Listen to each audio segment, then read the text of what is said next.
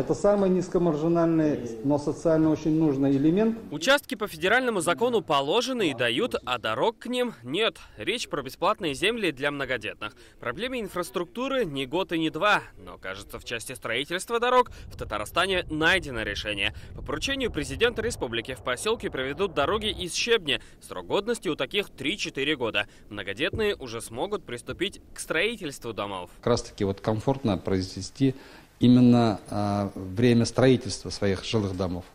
Я думаю, это даст толчок жилищному строительству.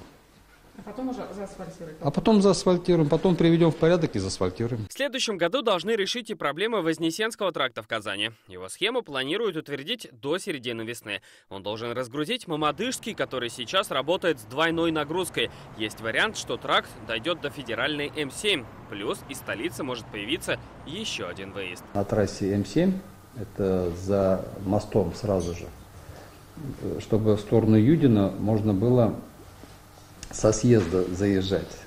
Оно бы было практически небольшим, но уже дублером Горьковского шоссе. Улучшить транспортную и дорожную инфраструктуру в республике должен новый нацпроект «Внутренний водный транспорт». Над ним идет работа по поручению Владимира Путина.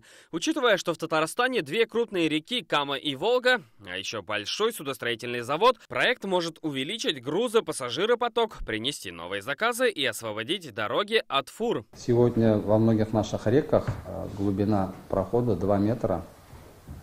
Надо держать 4. Будет подключены инфраструктуры береговые. Это причалы, это дебаркадеры, это там, где должны приставать суда. Самый крупный дорожный проект на ближайшие годы – М12. Как раз на этой неделе активисты поедут в населенные пункты вдоль платной трассы Москва-Санкт-Петербург. Посмотрим, послушаем, замерим.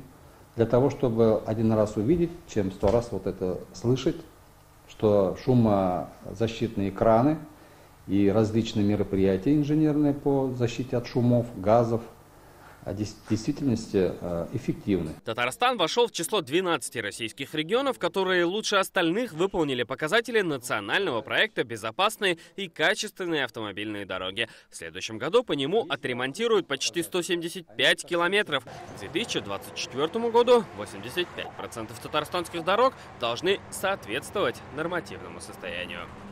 Салават Мухаммадуллин, Сария Хабибуллина, Марат Зайдуллин, ТНВ. Казань.